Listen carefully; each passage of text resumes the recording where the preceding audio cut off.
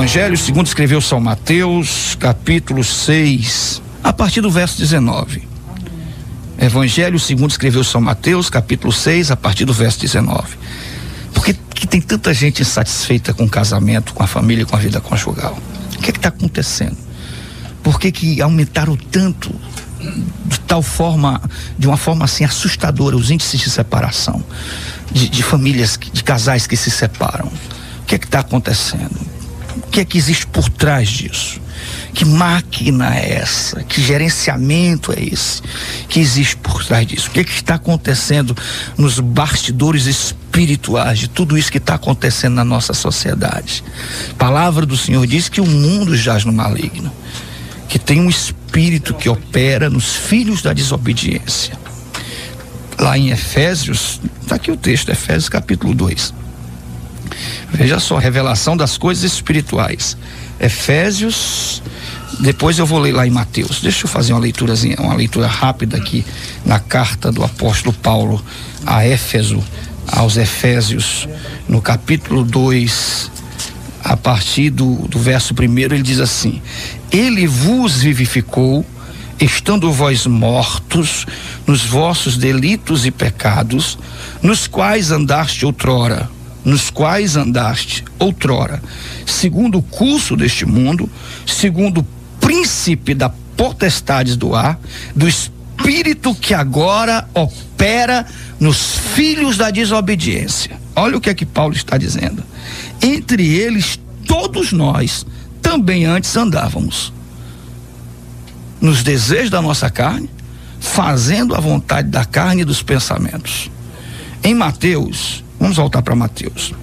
Em Mateus, no capítulo 6, eu queria fazer algumas leituras do capítulo 6, do verso 19 até o verso 24. Diz assim: não ajunteis tesouros na terra, onde a traça e a ferrugem destrói, e aonde os ladrões arrombam e roubam. Ajuntei, porém, tesouros no céu, aonde a traça nem a ferrugem destrói, e aonde os ladrões não arrombam nem roubam. Pois aonde estiver o vosso tesouro, aí estará também o vosso coração.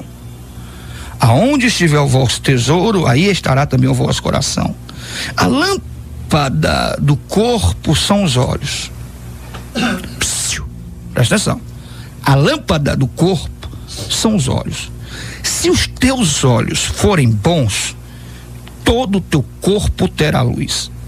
Se, porém, os teus olhos forem maus, todo o teu corpo estará em trevas. Portanto, se a luz que em ti há são trevas, quão grandes são essas trevas?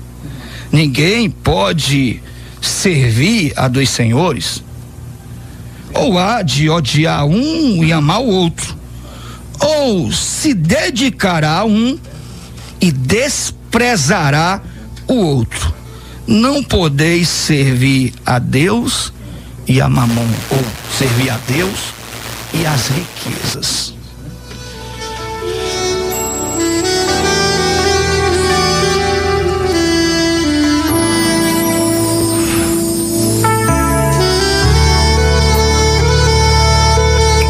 A igreja, ela vive hoje cercada, e isso já está confirmado na palavra de Deus, que o inimigo das nossas almas, ele vive ao nosso derredor, rugindo como um leão, buscando a quem possa tragar.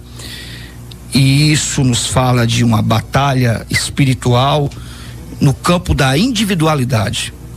Quer dizer, no campo da coletividade, eu faço parte da igreja, porque todos nós sabemos que a igreja não são as paredes de alvenaria, os prédios, as placas denominacionais. Essa não é a igreja a quem a palavra de Deus se refere, a quem o Senhor Jesus se refere. A igreja sou eu e você. A igreja é o corpo de Cristo. E o que faz o corpo de Cristo é sua membresia, somos nós. Nós fazemos parte da igreja. Então, no sentido individual, nós sofremos ataques espirituais. O inimigo está ao nosso derredor, rugindo como leão, buscando a quem possa tragar. Mas no sentido coletivo também, a igreja, ela sofre terríveis ataques espirituais. Porque a palavra de Deus diz que quando se fala de batalha espiritual, eu posso até fazer uma leitura na carta do apóstolo Paulo, quando Paulo diz assim: portanto, irmãos, fortalecei-vos no Senhor e na força do seu poder. Revesti-vos de toda a armadura de Deus, para que possais resistir às astutas ciladas do diabo. Quer dizer, nós estamos combatendo contra um inimigo que tem um reino no mundo espiritual, na dimensão espiritual, um reino muito, mas muito organizado. Muito organizado. E que nós precisamos estar atentos. No demais, irmãos meus, fortalecei-vos no Senhor e na força do seu poder, revesti-vos de toda a armadura de Deus, para que possais estar firmes contra as astutas ciladas do diabo, pois não temos de lutar contra a carne ou sangue, sim contra os principados e contra as potestades, contra os poderes deste mundo tenebroso, contra as forças espirituais da maldade nas regiões celestes. Contra as forças espirituais da maldade nas regiões celestes. A Bíblia, a palavra de Deus, define Satanás como o príncipe da potestade do ar. Príncipe da potestade do ar. Quer dizer, é pensar de forma inocente aqueles que fazem parte da igreja do Senhor, porque nós sofremos ataques espirituais e os demônios, os principados que nos atacam de forma individual, são principados que pertencem ao baixo escalão. Mas os ataques que a igreja sofre como um todo, a igreja como instituição, como corpo de Cristo, a igreja que ainda mantém a presença do Espírito Santo no mundo, porque quando a igreja for arrebatada, o Espírito Santo ele não vai mais ficar no mundo. Se o Espírito Santo ainda está no mundo, o Espírito Santo está no mundo porque a igreja ainda está aqui, porque a igreja ainda não foi arrebatada. Mas quando a igreja do Senhor Jesus, quando ela for arrebatada, então o Espírito Santo não vai mais ficar aqui. E quando o Espírito Santo sair do mundo, então a maldade ela vai atuar com muito mais força e poder. Você já acha que o que acontece hoje, quando nós abrimos as páginas dos jornais, ou quando a gente vai assistir um telejornal, como ontem um padrasto, eu soube de um cidadão que casou com uma moça que tinha duas filhinhas pequenas, duas filhas gêmeas de 2 anos, e essa mulher colocou esse camarada para dentro de casa e foi viver maritalmente com ele. Ela com 2 filhas gêmeas, 2 crianças de 2 anos, ele estuprou as crianças e uma das 2 crianças não resistiu e morreu. Com 2 aninhos de idade, ele estuprou filhas da mulher com quem ele estava vivendo. Que aí é um outro assunto que depois a gente vai falar sobre isso, sobre esses envolvimentos, sobre esses relacionamentos, sobre pessoas que se conhecem e num espaço de tempo mínimo já passam a casar e a conviver juntas sem nem sequer se conhecerem, sem ter a oportunidade de uma conhecer pelo menos um pouco da natureza do outro. Então o que é que acontece? Você já vê hoje maldade demais. Pastor, não há limites para a maldade. Pastor, o que está acontecendo, meu pastor? Porque todos os dias na nossa cidade, no nosso estado, no Brasil, no mundo, é violência, é gente matando, é gente estuprando, é gente morrendo, as pessoas saem de casa, as pessoas já vivem aterrorizadas, as casas todas fechadas com grades, pessoas que vivem amedrontadas porque é violência, maldade demais. Já existe muita maldade, meu filho, mas se o Espírito Santo não tivesse aqui, essas maldades elas não teriam freios, elas seriam mais horríveis ainda, elas seriam mais terríveis ainda. A presença do Espírito Santo ainda inibe, ainda coloca freios. A palavra de Deus diz que existem demônios que têm um poder de destruição tão terrível que Deus os mantém em prisões. Esses demônios estão aprisionados e Deus os mantém presos. Tamanho é o poder de destruição que esses demônios têm. Então, a Bíblia diz que o inimigo das nossas almas, ele é o príncipe da potestade do ar. Então, de certa forma, ele governa, ele opera, ele trabalha em meio a veículos de comunicação. Nós sabemos, e foi muito bem ressaltado o que aquela irmã falou. Eu falei aqui, o que vai para o inferno não é o Facebook, o que vai para o inferno não é a internet, o que vai para o inferno não é o computador, o aparelho. Eles são apenas instrumentos de navegação, são apenas instrumentos. Quem está operando esses instrumentos? Quem está trabalhando nesses instrumentos? E uma coisa interessante é deixar bem claro e ressaltar que há um governo maligno operando no mundo hoje nos veículos de comunicação. Há um governo maligno operando no mundo em muitos veículos de comunicação.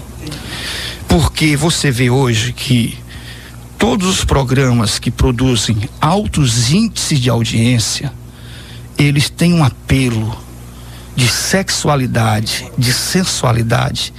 Eles vendem, eles oferecem a nudez, a sensualidade como poder, como gancho para atrair e para prender a audiência. Não existe nada de inovador na televisão hoje. Ninguém tem ideias novas na televisão. A audiência é colocar mulher nua. A audiência é colocar mulher nua dançando danças sensuais que simulam o ato sexual. Então aquelas mulheres vão seminuas para a TV, dançam simulando o ato sexual, e isso é que mantém altos índices, que produz altos índices de audiência. Não se iluda. O pior cego é aquele que não quer ver. O ignorante é aquele que não quer entender, que não quer aceitar verdades espirituais que são indiscutíveis, inquestionáveis. É isso que acontece hoje. Se você quer ver, hoje, os veículos de comunicação, eles vivem numa guerra desenfreada, absurda, pela audiência.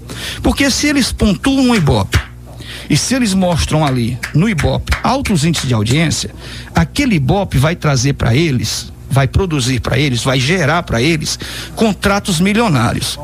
Então, se o programa do fulano pontuou mais do que o programa do Beltrano, então fulano vai ter contratos milionários. Ele vai vender a publicidade do seu horário, do seu programa, e vai atrair contratos milionários, porque ele está ganhando, ele está batendo, ele tem tantos milhões de telespectadores vendo a sua programação. Então ele está ganhando do programa do Beltrano. E o que é que eles fazem nessa guerra, nessa briga pela audiência? Porque a briga pela audiência, ela é a briga pelo poder e pelo dinheiro. Pelo dinheiro. Então, coloca todo tipo de porcaria sem refletir, sem analisar, sem avaliar os danos que aquilo está causando na mente, no coração e na alma das pessoas. Como é que um pai hoje vai impedir que um filho de 12 anos, proibir o filho de 12 anos de assistir televisão às 3 horas da tarde, às 2 horas da tarde?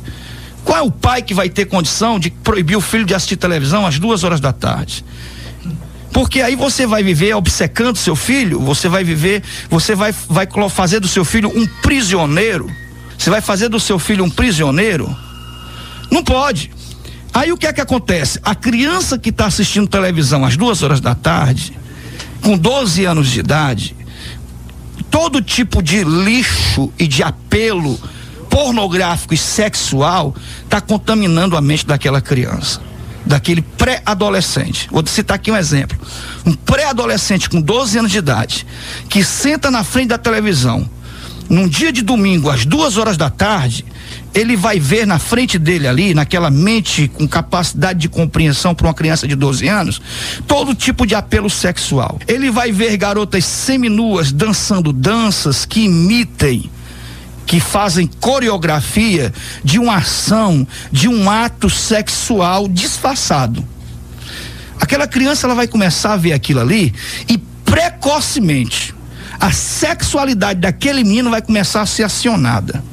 O inimigo já vai começar a construir no coração daquela criança, daquele jovem, fortalezas de pornografia, porque ele vai ser despertado.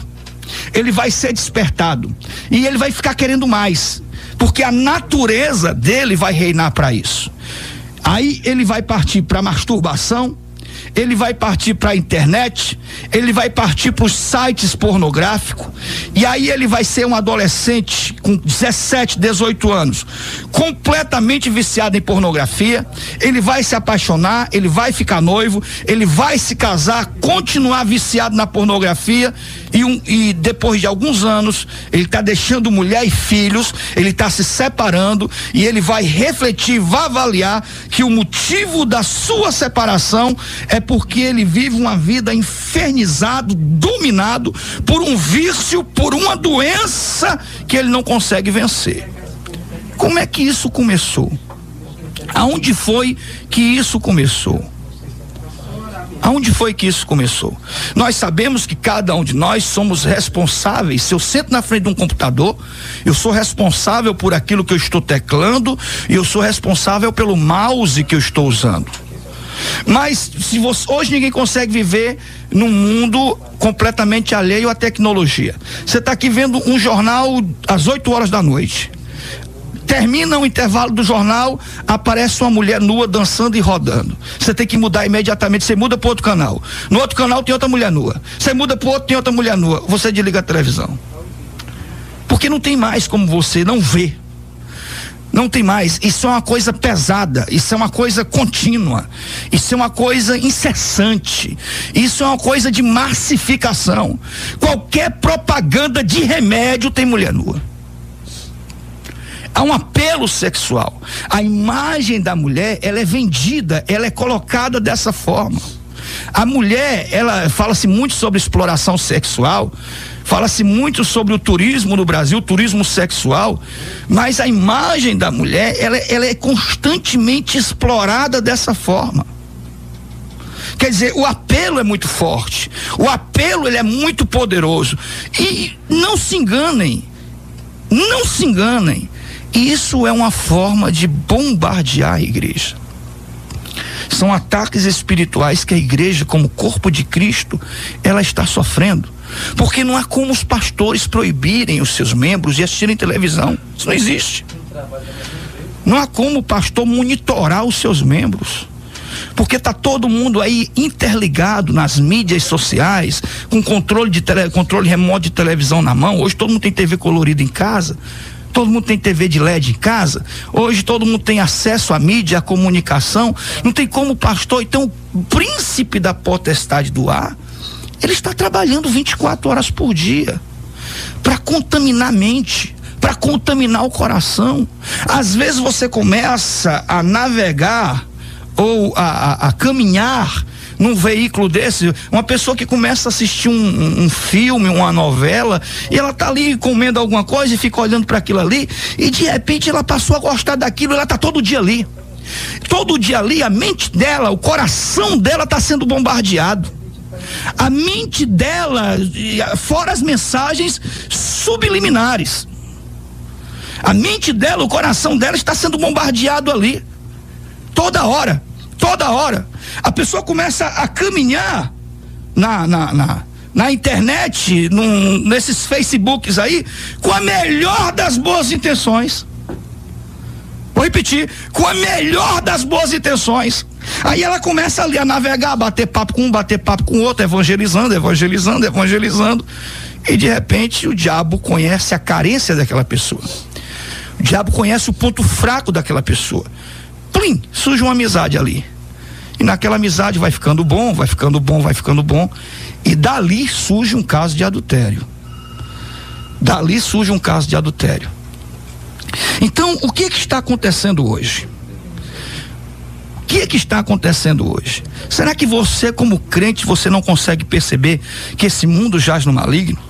Será que, como cristão, você não consegue perceber que há um governo, que existe demônios que governam, que todo tipo de porcaria, você vê a sociedade, ela produz doentes e depois ela reclama dos doentes que ela mesma produziu. É interessante isso. Ela produz os doentes e depois ela não quer colher as consequências e ela reclama dos doentes que ela mesma produziu. Você vê a qualidade da programação na TV brasileira. Se você tem que ter canal de assinatura para assistir algumas coisas educativas, algumas coisas que sirvam, porque a qualidade da programação na TV é algo que assustador. Só besteira, só bobagem, só pornografia, só sensualidade, sexualidade, apelo sexual. E não é apelo sexual pesado, e é no meio da tarde. Apelo sexual para dar audiência, porque a audiência dá dinheiro, dá poder. E aí eu me assusto. Tem muita gente que não gosta de mim, com razão. Você tem razão de não gostar de mim. Você tem razão de ter raiva de mim. Você tem razão. Porque quando a gente toca na ferida, aí dói. Você tem razão de não gostar de mim. Porque eu vejo muita gente envolvida com a mídia, que bate no peito e diz que é evangélico. E eu vejo que alguns pastores tratam essas pessoas com muito milindro. Parece que tem medo de magoar, de falar a verdade, tem medo de confrontar, e tratam certas pessoas com muito milindro, pessoas que batem no peito e dizem que são evangélicos. Ah, eu sou crente, eu sou evangélico. Hoje todo mundo é evangélico. Hoje ser evangélico é moda. Ser evangélico hoje está na moda. Como é que a pessoa é evangélica? Eu sou evangélico, mas eu vendo cocaína por necessidade, pastor. Eu sou evangélico, mas eu sou traficante. Eu sou evangélico, pastor, mas meu irmão, você converteu, você é evangélico? E você não deixou de vender cocaína, não?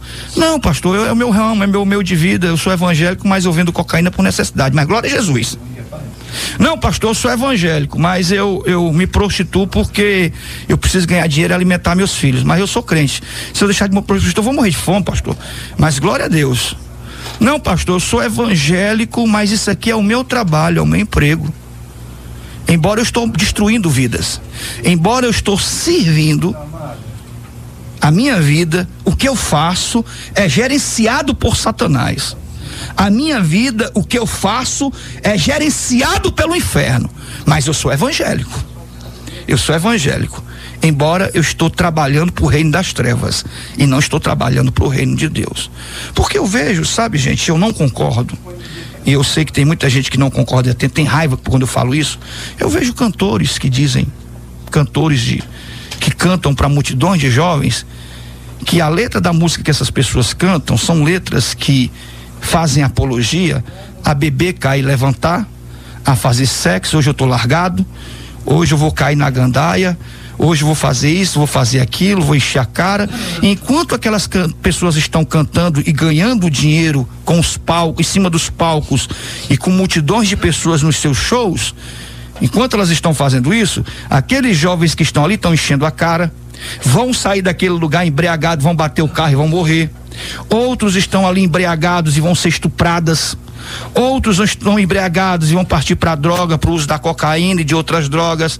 Outros vão fazer sexo desordenado, mas a pessoa está ali ganhando o dinheiro dela honestamente, lógico. E ela diz assim, depois ela vai para um programa de entrevista na TV e ela diz assim: eu sou evangélico. Como é que ela é evangélica? Porque se eu sou evangélico, eu tenho que trabalhar para o crescimento do reino de Deus.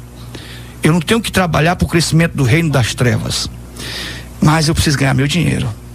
Eu sou crente, mas eu preciso ganhar meu dinheiro. Então, meu irmão, Eu quero dizer uma coisa para vocês que estão me ouvindo aí, que a palavra do Senhor diz que ninguém pode servir a dois senhores. Ninguém pode servir a dois senhores. Ou você serve a Deus, ou você serve ao diabo. Ou a sua vida está a serviço do Deus Altíssimo, ou a sua vida está a serviço do príncipe da potestade do ar, do Senhor das trevas. Para quem você vive e a quem você serve de verdade? Por que tantas pessoas perderam a satisfação, o interesse pelo casamento, pela família e pela vida conjugal? A alegria do casamento. Por que tantos divórcios, tantas famílias destruídas? Estou só introduzindo a mensagem. Mateus capítulo 6, a leitura que nós fizemos, a partir do verso 19, diz assim: não ajunteis tesouro na terra, onde a traça e a ferrugem destrói, e aonde os ladrões arrombam e roubam. Ajuntei, porém, tesouros no céu, aonde nem a traça e nem a ferrugem destrói, e aonde os ladrões não arrombam e nem roubam. Pois aonde estiver o vosso tesouro, aí estará também o vosso coração. Primeira pergunta que eu tenho para fazer para você que está me ouvindo agora: o que realmente é importante para você? O que realmente tem valor para você? Porque é algo que nós precisamos definir para Deus de uma vez por todas. Eu estava pregando na igreja na semana passada e eu comecei a ministração da pregação, do sermão, perguntando para a igreja: o que você quer? Meu irmão, o que você quer? Porque você tem que definir para Deus o que você quer. Mas pastor, e se eu disser assim: Senhor, seja feita a sua vontade? Amém. Amém. Meu Deus, seja feita a tua vontade na minha vida. Eu não quero nada. Seja feita a tua vontade na minha vida. Certo. Mas a Bíblia diz: tudo o que pedirdes, em meu nome vos será dado. Tudo o que pedirdes. Se o que você pede a Deus, se o que você coloca diante do Senhor está de acordo com a vontade de Deus e com o propósito de Deus para a sua vida, vai ser feito. Deus vai realizar. Deus vai fazer. Se o que você pede, se o desejo do seu coração, se a sua vontade está de acordo com a vontade de Deus, com a palavra de Deus e com aquilo que é propósito de Deus para a sua vida, Deus vai realizar o desejo do seu coração. Agora, você pode chegar para Deus e dizer assim: Deus, está aqui a minha vida, seja feita a tua vontade. O Senhor vai governar a minha vida e o que o Senhor mandar para mim está bom. Mas existem momentos que você precisa definir, decidir para Deus o que é que você quer. Você precisa decidir para Deus o que é de verdade importante para você. Porque existem algumas pessoas que parece que o que deveria ser de verdade importante para você, hoje nem faz parte da sua vida. Hoje não tem importância nenhuma para você. Meu pastor, do que é que o senhor está falando? Eu estou falando de pessoas que escolheram para a sua vida os tesouros errados. Eu estou falando de pessoas que hoje elas priorizam aquilo que não deveria nem fazer parte da vida delas. Eu estou falando de pessoas que perderam o freio. Eu estou falando de pessoas que a mente parece que está dopada, entorpecida. Pessoas que perderam o sentido, que perderam a alma, que perderam o coração. Pessoas que estão perdidas, sem rumo, sem direção.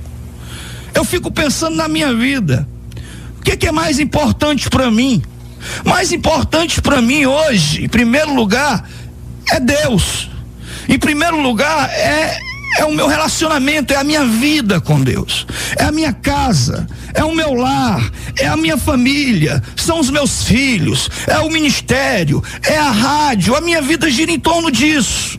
A minha casa, o sossego, a paz, a alegria, a felicidade, o conforto, a satisfação dos meus filhos. Eu vivo para eles. Eles são, a minha família hoje é a minha maior riqueza, é o meu maior tesouro. Eu não vejo a minha vida, eu não consigo enxergar a minha vida sem a minha família. Eu amo a minha esposa, amo os meus filhos, amo a minha família. E eu vejo que existem pessoas hoje, mulheres, que elas abandonam tudo por uma aventura e não dói.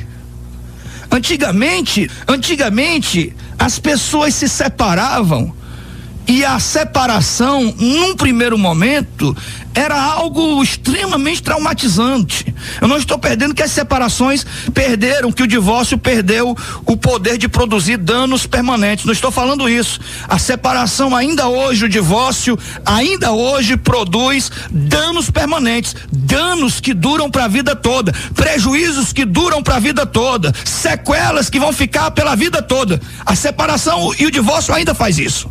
Mas antigamente, no primeiro momento, a separação, o divórcio era algo muito terrível, que trazia um sofrimento extremo. Quer dizer, o cara saía de casa aos prantos, os filhos ficavam desesperados, a mulher sofria. E quando acontecia uma separação, sofria o homem, sofria a mulher, e sofriam mais ainda os filhos. Os filhos sofriam muito mais. Hoje um sai feliz e os outros ficam sofrendo. Teve uma mulher que saiu de casa, abandonou filho, filha, abandonou todo mundo e saiu de casa feliz, tranquila. E todo mundo ficou arrebentado pelo caminho. Ficou tranquilo, não, vou ver minha vida agora é assim. Eu digo, meu Deus, olha só, teve um momento na minha vida que a minha filha, a Mariana, ela era pequenininha e ela teve pneumonia por 3 vezes. O médico disse, olha, não pode ter a terceira pneumonia, senão ela vai morrer. Ela teve a terceira pneumonia. Nessa terceira pneumonia que a Mariana teve, ela ficou mais ou menos uns 40 dias no hospital. O Israel foi para casa de parentes, a minha mulher teve que ficar no hospital direto, morando no hospital com ela. E eu passava o dia trabalhando. À noite eu já era obreiro, já estava na frente de uma igreja, já dirigia um trabalho. À noite eu tinha que estar na igreja pregando a palavra de Deus. Quando terminava o culto, que eu entrava em casa, eu não conseguia ficar em casa. Porque aquele momento que terminava o culto era o momento que o Israel e a Mariana ficavam fazendo aquela bagunça dentro de casa. Era o momento que a minha esposa ficava gritando com eles e lavando a louça e brigando com eles. E eu ficava às vezes assistindo um jornal, assistindo uma coisa, e eu ficava ouvindo aquele barulho, aquela bagunça, e às vezes eu participava daquela bagunça. Quando eu chegava em casa depois do culto, que eu via tudo vazio, não tinha o barulho das louças, não tinha o barulho das crianças brigando dentro de casa, que eu via aquele vazio sombrio, me dava um desespero na minha alma. Eu pegava a moto e saía 2, 3 horas da manhã e ficava até 4, 5 horas da manhã rodando pela cidade sem saber o que fazer da minha vida, porque eu não suportava entrar em casa e achar aquela casa vazia. E eu não sei como é que existem pessoas que elas abandonam a casa, abandonam lá, e elas não sentem falta de certas coisas que para minha vida eu não conseguiria viver sem elas. Quer dizer, eu hoje não conseguiria viver sem saber que um filho está bem, sem um abraço no filho, sem um abraço da esposa. Saber que, porque eles cresceram, não são mais aquelas crianças que brincam, que sentam no colo, cresceram. Hoje antigamente, quando os filhos eram pequenos, se agarrava nas pernas e dizia, pai, eu vou, e ficava chorando quando a gente não levava. Hoje a gente vai para um canto, eles vão para outro. A gente vai para um canto, eles vão para outro com os amigos. Hoje todo mundo está grande, todo mundo cresceu, todo mundo é adulto, não tem mais essas. Mas eu vejo pessoas que abandonam isso Não sei se você está me entendendo aí do outro lado. E a pessoa não sente falta, não dói. Não dói. Uma mulher que abandona a casa, marido, filho, família, e sabe que nunca mais as coisas vão ser como já foram um dia. Sabe que nunca mais as coisas vão ser de novo como um dia já foram. E essa pessoa vai embora e não dói, ela não sente falta. Aquilo não dói para ela. Para ela tá tudo bem, tá tudo normal.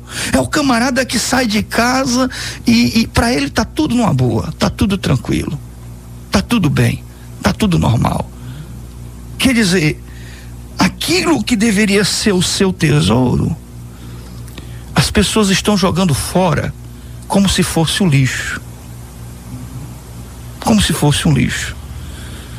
E nós precisamos, e você precisa decidir para Deus o que é importante para você. O que é importante para você. Tem gente que deixa a sua vida familiar em segundo plano, em terceiro plano. O mais importante é o trabalho, é ganhar dinheiro, amém. A gente tem que ganhar dinheiro para poder atender a demanda. A gente tem que ganhar dinheiro para poder colocar as coisas dentro de casa, para poder pagar o colégio, para poder comprar o material escolar, para poder alimentar, para poder sustentar, para poder pagar a conta de água, de luz, de telefone, para poder fazer a feira. Claro, a gente precisa ganhar o dinheiro. Mas você precisa decidir o que é mais importante para você. Decidir aonde está o teu tesouro. Qual é o teu tesouro? Porque a Bíblia diz que aonde estiver o teu tesouro, ali também estará o teu coração. Aonde estiver o teu tesouro, ali estará também o teu coração. Jesus dá um conselho: não acumuleis tesouros na terra. O que Jesus está falando? Jesus está falando sobre essa busca dos homens desenfreada pelas riquezas, pelo poder, pelo nome, pela fama, pela ostentação, porque tudo isso é momentâneo, tudo isso é passageiro. Eu vejo hoje pastores que fazem qualquer coisa para ter fama, para ter prestígio, para ter sucesso, para ter poder. Eu vejo pessoas fazendo loucuras pela fama. Teve uma mulher que um dia entrou no programa de televisão e tirou a roupa e ficou famosa em questão de segundos. Pessoas que vendem a alma para Satanás. Existem artistas por aí, artistas que fazem grande sucesso nos grandes veículos de comunicação, que todo mundo sabe nos bastidores que venderam a alma para Satanás, que fizeram pactos com o demônio para serem hoje o que são. Pessoas famosas, ricas, que hoje se arrependem, vivem deprimidas, porque sabem que o que elas são, o que elas têm hoje foi dado por ele, e que ele vai cobrar a conta. E quando ele cobra a conta é pesada, a conta é cara. As pessoas sabem que a qualquer hora ele vai bater na porta, ele vai voltar para cobrar a conta. Mas pessoas que fazem qualquer coisa pelo ter, a busca pelo ter. Eu tenho que ter poder, eu tenho que ter fama, eu tenho que ter dinheiro, eu tenho que fazer sucesso, eu tenho que ser o maior, eu tenho que ser o mais importante, eu preciso acumular riquezas, embora isso custe a minha vida, embora isso custe o sucesso do meu casamento, embora isso custe o amor dos meus filhos, embora isso custe o amor da minha família, mas eu preciso ter. E Jesus está dizendo: não acumuleis tesouros na terra, porque tudo isso é fútil, tudo isso é efêmero, tudo isso é passageiro, tudo isso acaba logo, isso é bobagem, isso é besteira. Quer dizer, Jesus está nos chamando, o Senhor Jesus, Ele está nos despertando para dar importância àquilo e coisas que são de verdade importantes, essenciais, vitais para a sua vida. Meu irmão, na minha caminhada, na minha estrada, eu tenho encontrado pessoas. Uma vez eu encontrei um homem deprimido, um senhor bem parecido, sentado numa calçada, e aquele homem cheio de revolta. Um homem cheio de revolta. Morava sozinho, Eu disse: o senhor mora sozinho aí? Ele disse: moro, e tá muito bom viver sozinho. Tá muito bom, quero ninguém aqui comigo não. Quero filho aqui, não quero mulher aqui, não quero ninguém aqui comigo não. Pra mim tá bom, muito bom, nenhum desses presta. Filho não presta, mulher não presta, filho é o bicho mais traiçoeiro que tem, não quero conversa com filho não. Aí eu sentei por ali, já era mais ou menos 4:30 da tarde, eu estava fazendo as minhas vendas, sentei ali perto dele e comecei a conversar. E ele começou a contar a vida dele. Comerciante, ganhou muito dinheiro. E aí ele começou a falar das aventuras, que viajava, fechava boate com os amigos, com muitas prostitutas dentro da boate, e farreava muito, e perdeu muito dinheiro nas casas de jogo, com farra, com mulher. Teve, parece que foram 8 filhos, não me recordo, faz muitos anos. E um filho se formou, o outro é engenheiro, o outro é não sei o quê, e tal. E um mora em Brasília, o outro mora não sei aonde, e tal, e tal. E ninguém ia visitar ele. Aí dizendo: filho é bicho ingrata, que eu tô aqui, meus filhos não me dão importância, não me amam, não me dão valor e não vêm me visitar. E eu fiquei vendo aquele homem contando aquela história, e depois a história de vida dele me ensinou muita coisa. Porque a vida toda dele, ele só fez os filhos praticamente. E ele entregou tudo e abandonou tudo para viver a vida dele. Ele foi viver a vida dele. E ele foi viver a vida dele dando importância a coisas que passaram. E hoje ele se encontra um homem velho, sozinho, sem o amor dos filhos. Porque os filhos estão hoje tratando ele, retribuindo o amor que ele deu, retribuindo a forma como eles foram tratados, retribuindo a maneira como eles foram tratados. Hoje ele é um homem sozinho, que diz ele abandonado, mas pelo padrão de vida que ele tem, eu creio que os filhos ainda mandam alguma coisa para ele, mas se queixando porque ele quer receber aquilo que ele não deu, ele quer colher aquilo que ele não plantou, porque ele priorizou, o coração dele a vida toda esteve voltado para tudo, menos para o lar. O coração dele a vida toda esteve voltado para muitas coisas, menos para a família, menos para o casamento. Eu vejo pessoas hoje idosas, cercadas de filhos. O filho, papai para cá, mamãe para cá, papai para cá, mamãe para cá, papai senta aqui, papai não sei o que, papai não sei o que. É um paparico danado. Os filhos cuidando, os filhos ali perto, os filhos todo tempo ali preocupado, e um liga pro outro: cadê o papai? Levou o papai pro médico, e não sei o que, e foi que deu os exames, aquela preocupação toda. Vai atrás, aí você vai saber a história daquele homem ali. Foi um pai bom, um pai presente, um pai que amou, um pai que chegou junto, um pai que sofreu, o pai que deu a vida, o pai que esteve ali ao lado do filho, custe o que custar, o pai que ajudou ali a vida toda. Vai ver a história. Vai ver a história. Por isso que Jesus está nos dando uma lição e dizendo que aonde estiver o teu coração estará o teu tesouro. Jesus está dizendo: olha, falando das riquezas, mas a Bíblia diz que o amor ao dinheiro não é, e não me entenda e não me interprete mal, não é você ter dinheiro, mas é o amor ao dinheiro. Não é possuir. Tem gente que tem dinheiro e não ama dinheiro. Tem gente que não tem dinheiro e ama dinheiro. São duas coisas completamente diferentes. Tem gente que tem muito dinheiro, mas é desapegado, não ama o dinheiro. E tem gente que é liso e ama o dinheiro. É diferente. O amor ao dinheiro é a raiz de todos os males. De todos os males. Essa busca desenfreada pelo dinheiro, pelo poder, pelo ter, pelo sucesso, pela fama, pela ostentação, esquecendo de cuidar daquilo que Deus te deu como teu tesouro.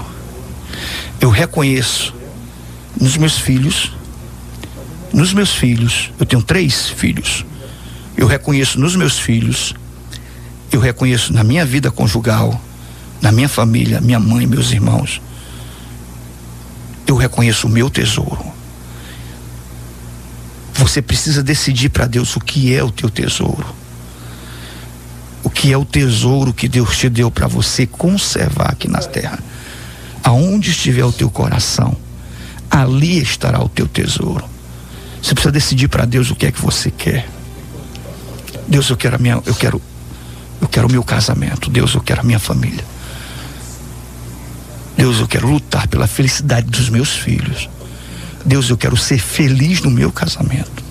Deus, eu quero a minha casa. Deus, eu quero toda a minha família na tua casa, Senhor Jesus. Eu quero todos os meus filhos te servindo. Que coisa linda é quando você tem todos os teus filhos na casa do Senhor, servindo ao Senhor. Quando os teus filhos saem de casa e você sabe que eles não vão para a bebedeira, que eles não vão para a prostituição, você tem a certeza que no máximo onde eles podem estar é numa pizzaria comendo pizza com os amigos da igreja e falando dos cultos, falando de louvor, falando de música, falando das coisas de Deus. Você tem que decidir para Deus se essa amante é mais importante do que a tua mulher, os teus filhos. Você tem que decidir para Deus se esse amante que você encontrou, se ele é mais importante para você do que os teus filhos e o teu marido, do que o tesouro que Deus te deu, que é a tua família. Você tem que decidir isso para Deus.